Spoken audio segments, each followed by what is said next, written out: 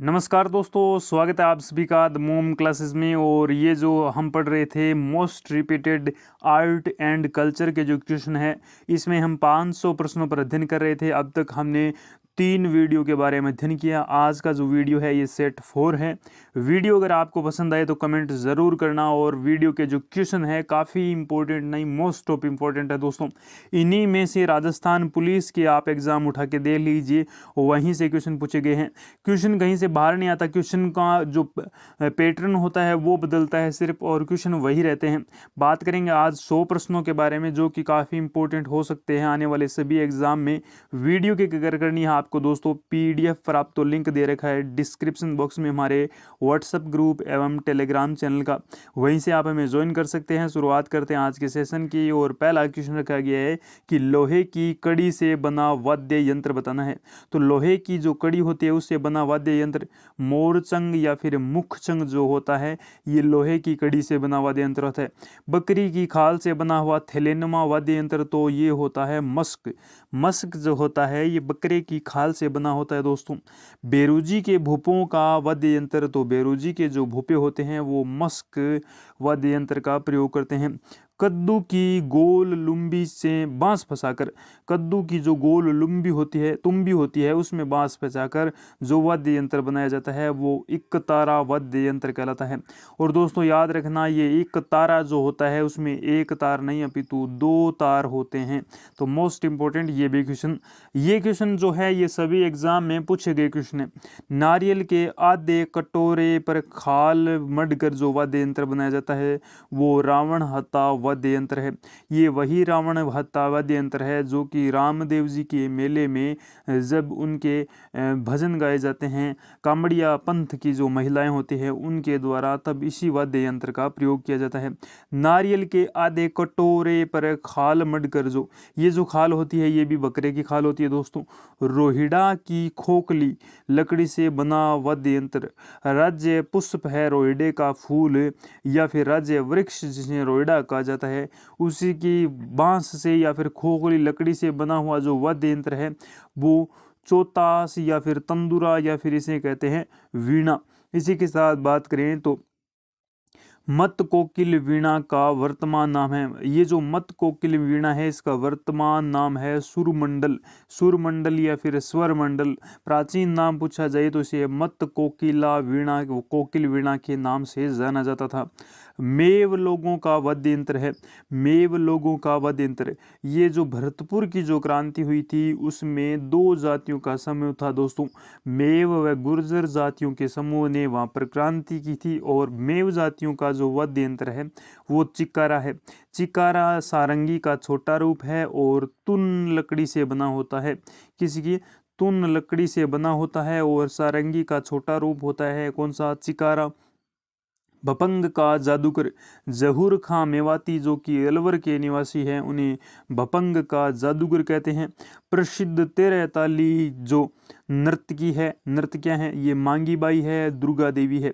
मांगी बाई एवं दुर्गा देवी जो है ये प्रसिद्ध 13 ताली नर्तके हैं। मांगी बाई का संबंध कहाँ से है आपको लिखना है कमेंट बॉक्स में। इसी के साथ उषा शर्मा किस वाद्य यंत्र जो नृत्य है उसके लिए प्रसिद्ध है, तो कथक जो नृत्य है जिसका प्रमुख राजघराना जयपुर है, तो जयपुर है प्रमुख राजघराना। और यहाँ की जो प्रसिद्ध नर्तकी है वो है उषा शर्मा। श्रेष्ठा सोनी ये भवाई नृत्य की प्रसिद्ध नृत्यांगना है। फलकूबाई चरी नृत्य की प्रसिद्ध नृत्यांगना है। और चरी नृत्य गुर्जर जाति का जो होता है ये प्रमुख नृत्य होता है। भवाई नृत्य किस जनजाति का या फिर जाति का प्रमुख नृत्य है ये लिखना आप कमेंट बॉक्स में, जिसका प्रसिद्ध नर्तकी श्रेष्ठा सोनी है। फलकूबाई चरी नृत्य के बारे में देखा तो गुलाबो जो है ये कालबेलिया नृत्य की प्रसिद्ध नृत्यांगना है। ये वही गुलाबो है जिसने कालबेलिया नृत्य को अंतरराष्ट्रीय स्तर पर ख्याति दिलवाई थी। और ये वही गुलाबो है जिसके जन्म पर इसे मारने का प्रयास किया गया था।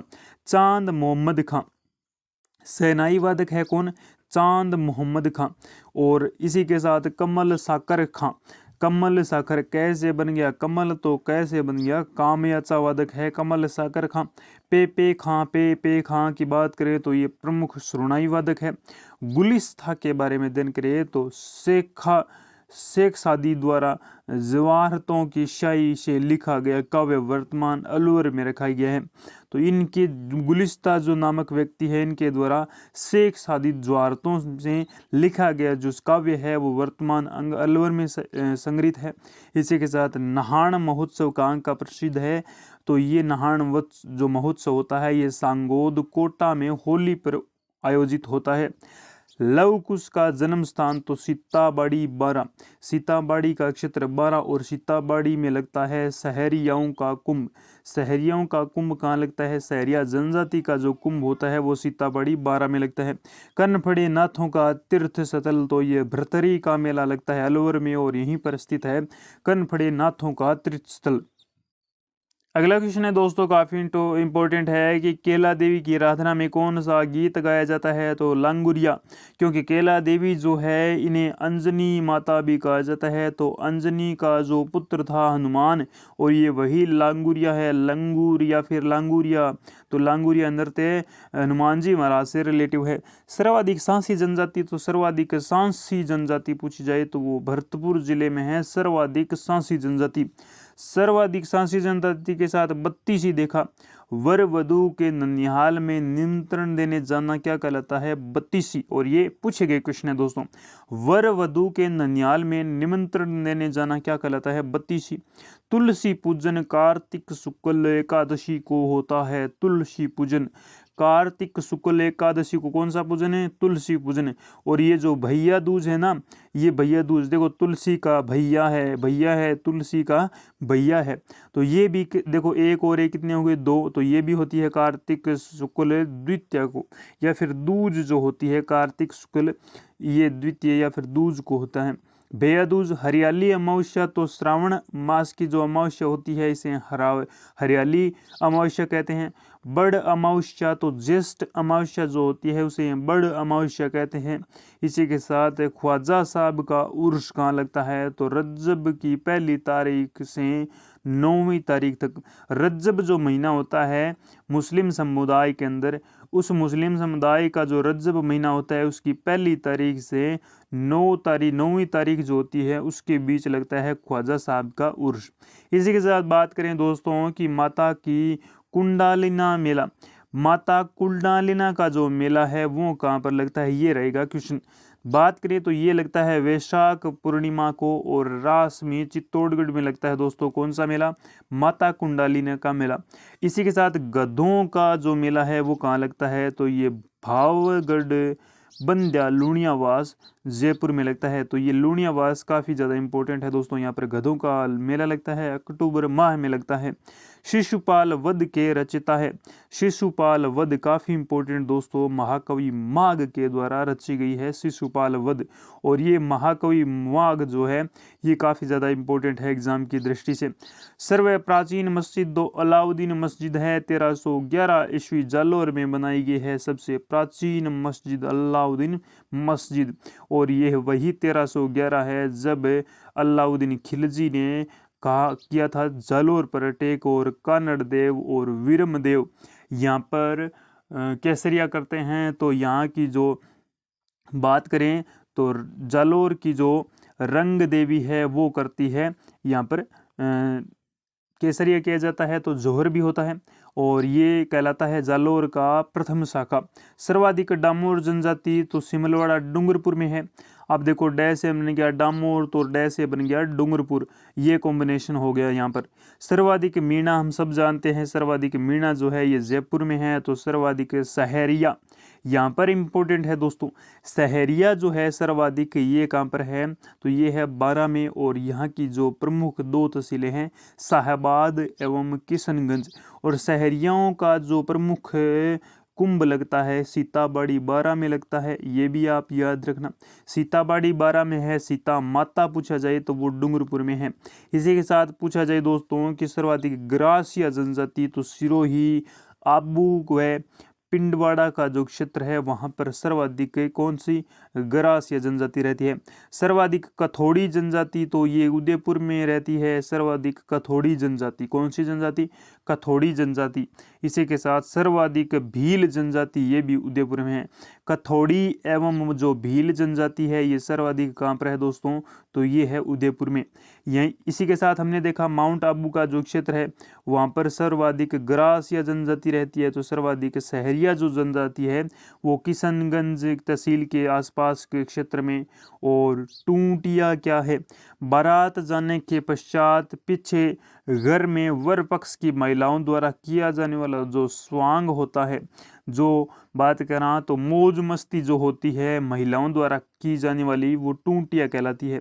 आप जाना नहीं नॉर्मल सी भाषा में कहे आज तो बारात गई है घर में टूंटियो हुए लो, तो वही टूंटियो है। वो मंकी मैन जानकी लाल भांड को कहा जाता है मंकी मैन, और ये भीलवाड़ा के निवासी है। यहाँ पर भी कॉम्बिनेशन में ये भय से बन गया भांड, तो भय से बन गया भीलवाड़ा। यहाँ मंकी मैली, मंकी मेन तो हमने देखा, तो मंकी वैली के बारे में अध्ययन करें तो मंकी जो वैली है वो कहा जाता है दोस्तों किसको, जयपुर का। जयपुर का कौन सा क्षेत्र मंकी वैली कहलाता है, ये लिखना आप कमेंट बॉक्स में। संगीत दंगल क्या है, तो तालाबंदी गायिका है, पूर्वी राजस्थान में प्रसिद्ध है। संगीत दंगल कौन से क्षेत्र में प्रसिद्ध है दोस्तों, तो ये पूर्वी क्षेत्र में प्रसिद्ध है। कौन सी, संगीत दंगल, और ये तालाबंदी गायिका है और पूर्वी राजस्थान। हाड़ौती का सुरंगा मेला, चंद्रभागा पशु मेला झालावाड़, कौन सा, चंद्रभागा पशु मेला झालावाड़ में लगता है और इसे हाड़ौती का सुरंगा मेला कहते हैं। अब कब लगता है दोस्तों, तो ये कार्तिक पूर्णिमा को लगता है। चंद्रभागा पशु मेला कब लगता है, कार्तिक पूर्णिमा को लगता है हाड़ौती का सुरंगा मेला। सपेरे नाथों के गुरु, तो ये सपेरे नाथों के गुरु कपि कणिपाव या फिर कृष्णपाद कहलाते हैं। कृष्णपाद या फिर कणिपाव कहलाते हैं सपेरे नाथों के गुरु। और जुरहरा की रामलीला सवारी जुलूस के लिए प्रसिद्ध है और ये भरतपुर में निकाली जाती है जुरहरा की रामलीला। मुक्का भिनाई के लिए प्रसिद्ध है, मुक्का भिनाई के लिए प्रसिद्ध रामलीला है, तो ये बिशाऊ झुंझुनू की प्रसिद्ध है दोस्तों। नरहड़ का पीर कहाँ पर है, तो वो भी झुंझुनू में है। सवारी जुलूस के लिए प्रसिद्ध भरतपुर, जुरहरा की रामलीला, मुक्का भिनई की रामलीला हमने देखा बिसाऊ की है। तो अटरू में रामलीला की विशेषता, अटरू के रामलीला की विशेषता क्या है, तो अटरू पड़ता है 12 में। यहाँ की रामलीला में धनुष लीला भी कहते हैं, जिसमें शिव धनुष को दर्शक तोड़ते हैं। कौन तोड़ते हैं, शिव धनुष को दर्शक तोड़ते हैं, तो ये काफी इंपॉर्टेंट है। चुनरी कहाँ की प्रसिद्ध है, तो चुनरी जोधपुर की प्रसिद्ध है। मंसूरिया की डोरियां की साड़ियाँ कैथुन कोटा की है, और ये वही कैथुन है जहाँ पर विभीषण का एकमात्र मंदिर है दोस्तों। ये वही कोटा है और वही कैथुन है। मसूरिया, मसूरिया डोरिया की साड़ियाँ, मसूरिया डोरिया। कसुमल रंग, कसुमल जो रंग होता है ये गहरा केसरिया रंग या फिर लाल रंग जो होता है वो कसुमल रंग होता है। और राजस्थानी भाषा में ये जो कसुमल रंग है ये काफ़ी ज़्यादा फेमस रहा है। फतेह, फतेह क्या है, जनजाति सिद्ध गुणा की अग्नि में प्रवेश करते समय बोलते हैं। तो जो बात करें तो जसनाती जो सिद्ध होते हैं जब ये अग्नि नृत्य करते हैं तो अग्नि की जो घुण होती है उसमें प्रवेश करते समय फतेह फतेह का नारा लगाते हैं। सिकलीगर घराना क्या है, तो सिकली घर घराना जो है उदयपुर में है, चांदी शस्त्र बनाने हेतु विख्यात है। सवाल जवाब वाली ख्याल है तो तुरंगा एवं कलंगी ख्याल जो है ये सवाल जवाब वाली ख्याल है। इसी के साथ संत तारकिन शाह की दरगाह कहाँ पर स्थित है, तो तारकिन शाह की दरगाह नागौर में स्थित है दोस्तों। क्लॉथ आर्ट के प्रणेता है तो कैलाश जागेटिया जो है इन्हें क्लॉथ आर्ट के प्रणेता कहते हैं। जौहरबाई व बन्नो बेगम है तो जयपुर की प्रसिद्ध मांड गायिका है जौहरबाई और बन्नो बेगम। अल्लाह जिलाबाई बीकानेर की प्रसिद्ध मांड गायिका है। और इसी के साथ गौरी देवी जो है ये जोधपुर की प्रसिद्ध मांड गायिका है। सभी मांड गायिकाओं के बारे में अध्ययन किया तो किशन शर्मा को कैसे भूल सकते हैं, बेंगू चित्तौड़गढ़ का है। राई व चाउल डेन पर चित्र बनाने के लिए प्रसिद्ध है। राई व चाउल डेन के जो प्रसिद्ध चित्र बनाने के लिए प्रसिद्ध है बेंगू चित्तौड़गढ़ किशन शर्मा। सिंधी गुजरातन डेढ़ पसली के प्रकार है तो ये सारंगी के प्रकार है। सिंधी प्रकार की सारंगी होती है, गुजरातन प्रकार की सारंगी होती है। इसी के साथ ये डेढ़ पसलीच किसके सारंगी के प्रकार है। भोपे किसके देवताओं के वाद्य कहते हैं, देवताओं का वाद्य करते हैं तो जंतर जो होते हैं ये भोपों का प्रमुख वाद्य यंत्र है। और जंत्र को देखो, भोपे किसे देवताओं का वाद्य कहते हैं, देवताओं का वाद्य तो भोपे जंत्र को कहते हैं। और भोपों का प्रमुख या वाद्य यंत्र पूछा जाए तो रावण है। चेचक निवारक देवी है तो शीतला माता जो है ये चेचक निवारक देवी है। और इनका मंदिर बना हुआ है चाकसू जयपुर में। कहाँ पर है? चाकसू जयपुर में। इसी के साथ बात करें तो भीलों का छोटा गांव, भीलों का छोटा गांव कहलाता है पाल। क्या कहलाता है? पाल। देखो भील पाल, भील पाल, तो ये बन गया कॉम्बिनेशन। मीणा का शाब्दिक अर्थ होता है मीणा अर्थात मछली। भील का शाब्दिक अर्थ बील यानी तीर कमान से है। टोड ने किसे वन पुत्र कहा है तो भीलों को टोड ने वन पुत्र कहा है। कंजर का शाब्दिक अर्थ है तो काननचार अर्थात जंगल में विचरण करने वाले कंजर होते हैं। मीणा पुराण मुनि मगन सागर द्वारा रचित है मीणा पुराण। और काफी इंपॉर्टेंट सभी क्वेश्चन दोस्तों। भीलों की तंग धोती कहलाती है तो भीलों की तंग धोती ढेपाड़ा कहलाती है। फायरे, फायरे क्या है तो भील जनजाति का रणघोष है। पाती मांगना क्या है तो कंजर जाति द्वारा लूट से पहले ईश्वर का आशीर्वाद लेने व लूट के हिस्सेदारी की पाती का वायदा करना, यानी ईश्वर को पाती देना, ये हिस्सेदारी देना किसको? ईश्वर को, लूट से पहले। हुर्रे क्या है? ग्रासिया लोगों को मृत्यु के बाद जो स्मारक होते हैं उन्हें हुर्रिया कहते हैं। बीजा और माला क्या है? सांसी जनजाति के दो भाग जो है उन्हें बीजा एवं माला कहते हैं। हमेलो आदिवासियों का लोकानुरंजन मेला उदयपुर में जो है इसे हमेलो कहते हैं। लोगों का जो मनोरंजन मेला है, अनुरंजन जो मेला है ये है आदिवासियों का। और उदयपुर में आदिवासी जो भील है सर्वाधिक उदयपुर में है। तो कंजर सर्वाधिक कहाँ पर है? उदयपुर में। आराध्य वृत्ति के लिए कुख्यात जनजाति तो कंजर जो है आराध्य वृत्ति के लिए कुख्यात जनजाति है। टोटम क्या है? भील जनजाति के लोग देवता पशु पक्षी पेड़ पौधों को पवित्र मानकर पूजा करते हैं तो ये टोटम कहलाते हैं। यानी भील जनजाति के जो लोग देवता होते हैं उन्हें टोटम जी कहते हैं। कत्था बनाने वाली जनजाति तो कथोड़ी है और सर्वाधिक उदयपुर में है। डामोर जनजाति का पंचायत का मुख्य है तो पंचायत का मुखिया मुख्य होता है किनका? डामोर का। ग्रासिया का मृत्यु भोज तो कांदिया कहते हैं। ग्रासियों का मृत्यु भोज भराड़ी। भीलों के विवाह पर बनाए जाने वाला देवी का भित्ति चित्र यह भराड़ी कहलाता है। तो पारिख दुर्ग जिनके चारों ओर गहरी खाई हो, खाई हो। देखो यहाँ पर कॉम्बिनेशन मेथड भी निकल सकता है। पारिख है, ख से बन गया दोस्तों खाई। तो यहाँ पर पारिख से तात्पर्य हुआ कि जिन दुर्गों के चारों तरफ खाई हो। धानवन दुर्ग जिनके चारों तरफ रेत के टिले हो, टिले हो, धोरे हो, धोरे हो तो धानवन हो। धानवन से बन गए धोरे, धोरे यानी टिले। सहाय दुर्ग जिसके सहायक या फिर रिश्तेदार रहते हो, ये सहायक या फिर चारों तरफ सहायक सहायता करने वाले जो हो। गिरी दुर्ग पहाड़ी पर जो बना होता दुर्ग है उसे गिरी दुर्ग कहते हैं। नेक्स्ट अगला क्वेश्चन है दोस्तों कि सहाय दुर्ग सहायता एवं रिश्तेदार। देखिए गिरी दुर्ग पहाड़ी पर बना दुर्ग तो उड़ना कुंवर पृथ्वीराज मेवाड़ के रायमल के जो पुत्र है जिन्हें पृथ्वीराज सिसोदिया कहते हैं। और ये वही सिसोदिया पृथ्वीराज है जिनकी पत्नी का नाम तारा देवी था और तारागढ़ बनाया गया था। इन्हीं के पत्नी के नाम पर तारागढ़ दुर्ग पड़ा। तो मेवाड़ के रायमल के पुत्र थे उड़ना कुंवर। और अजय दुर्ग, अजय दुर्ग पूछा जाए तो लोहागढ़ दुर्ग को कहते हैं अजय दुर्ग। अब अजय दुर्ग से आपके मन में ये ख्याल आया होगा तो अजय मेरू दुर्ग, तो ये अजय मेरू दुर्ग है। और अजय दुर्ग पूछा जाए जिसे कोई जीत न सका वो लोहागढ़ दुर्ग भरतपुर। जिस दुर्ग के दरवाजे दुश्मन नहीं खोल सके तो जालोर का जो दुर्ग है उसके दुश्मन दरवाजे तक ना खोल सके, जालोर का जो दुर्ग। ग्रिब गुंजन तोप है तो बूंदी में है ग्रिब गुंजन तोप। मिट्टी का किला लिहागढ़ भरतपुर लोहागढ़ जो दुर्ग है वो उसे मिट्टी का किला कहते हैं। नकटी माता का मंदिर जयपुर में है। शुक्र तालाब 1570 अकबर ने नागौर में बनाया था। कौन सा?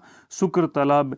राजस्थान का पहला हिंदी उपन्यास तो अबलाओं का इंसाफ 1927 में अंबिका दत्त व्यास द्वारा लिखा गया। अंबिका दत्त व्यास द्वारा अबलाओं का इंसाफ राजस्थान का पहला हिंदी उपन्यास है जो कि 1927 में लिखा गया। वाग्य द्वार है इसके रचयिता कौन है? तो कल्याणमन लोढ़ा है। रंगीला मारवाड़ भरत व्यास द्वारा रचित है। कौन सा मारवाड़? रंगीला मारवाड़। पीपाजी का बचपन स्थान और गागरोन झालावाड़ है। पीपाजी का बचपन स्थान, इनका प्रमुख मंदिर बाड़मेर में है और ये वही संत पीपा है जो पहले कहाँ के? गागरोन के शासक थे और इनके जो छोटे भाई थे जिनका नाम था जिंदराव खिंची। कौन थे? जिंदराव खिंची थे? नहीं थे, बिल्कुल नहीं थे। अगर पता है आपको कि गागरोन के शासक प्रताप सिंह के भाई का क्या नाम था जिनको राजपाट सौंपकर प्रताप सिंह ने एक आध्यात्मिक जीवन जीने का प्रयास किया और कहाँ चले गए? ये चले गए बाड़मेर क्षेत्र में। रामदेव जी का स्थान है तो उड़ू काश्मीर बाड़मेर में रामदेव जी का जन्म होता है। पाबू जी का जन्म स्थान कोलूमंड फलोदी जोधपुर में होता है तो तेजा जी का जन्म स्थान खरनाल नागौल में होता है। सबसे बड़ा पशु मेला तो वीर तेजा जी का मेला प्रबतसर नागौर में होता है। सबसे बड़ा मेला वो मेलों की दृष्टि के अनुसार जो ऑप्शन में दिए होते हैं ना उसी की। बड़ी तीज कैसे कहते हैं? तो भाद्रपद कृष्ण तीज को बड़ी तीज कहते हैं, सातुड़ी तीज कहते हैं और यही बड़ी तीज है। अब आपको लिखना है दोस्तों कजली तीज किसे कहते हैं? कजली तीज। और कजली तीज कहाँ की प्रसिद्ध है ये भी लिखना कमेंट बॉक्स में।